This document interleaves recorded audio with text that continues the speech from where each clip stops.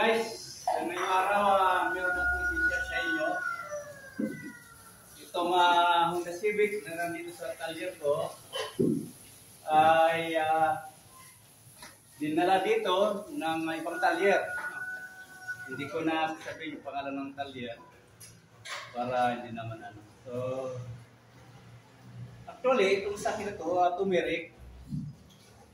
Ngayon yung mekaniko doon sa unang talyer na diagnose niya, ito ang problema na merong nawasak dito sa loob ng distributor assembly.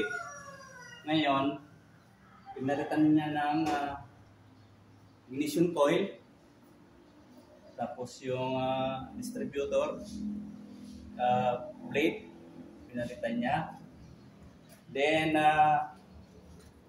pinalitan na rin niya yung mga injectors. Injectors ito, 4, pinalitan niya bago na. Yung wiring hindi. So yung connector, yung mga ano lang, injectors. Ngayon, nang mapalitan niya yon, ni-start niya to. Ni-start niya, so nahirapan siya mag-start.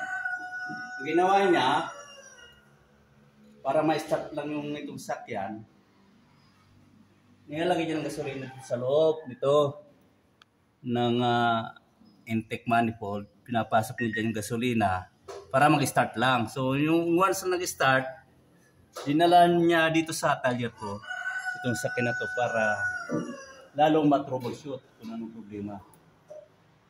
Pero nakalimutan ko kanina na i-mention sa inyo, pati yung fuel pump pinalitan na rin. So bago ng fuel pump nito, pero yung hard starting nandun pa rin.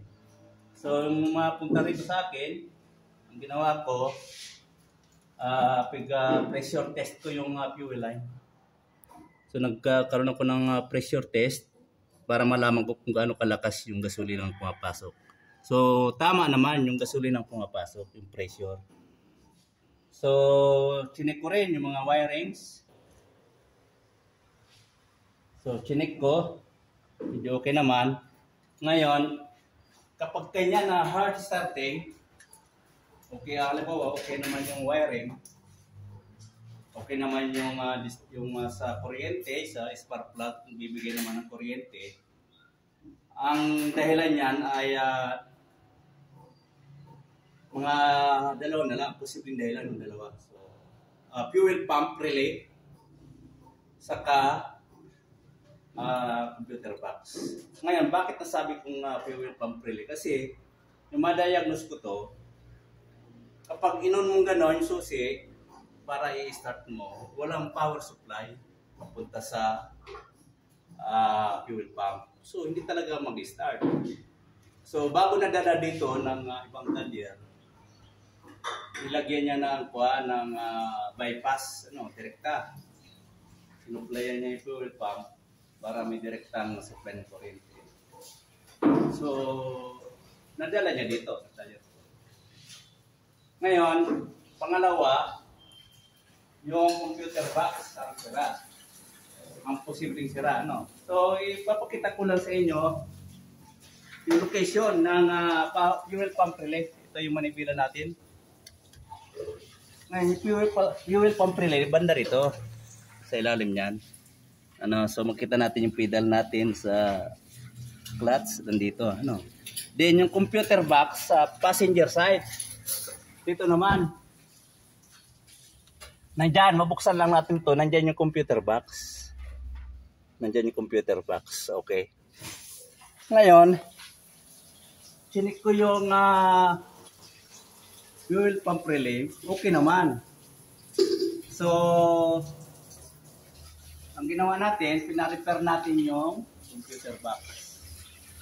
So ngayon, makita natin, pakita ko sa inyo kung anong ito. Okay, yan, naka-neutral. Start natin.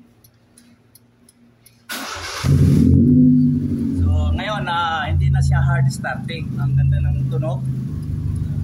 So ang ganda. Tapos, yung minor niya, ayos lang. Ito yung minor niya, ayos lang. Tamang-tama lang idle, So, pag ginasa natin, so Okay. So guys, sana nakatulong sa inyo. Maraming salamat.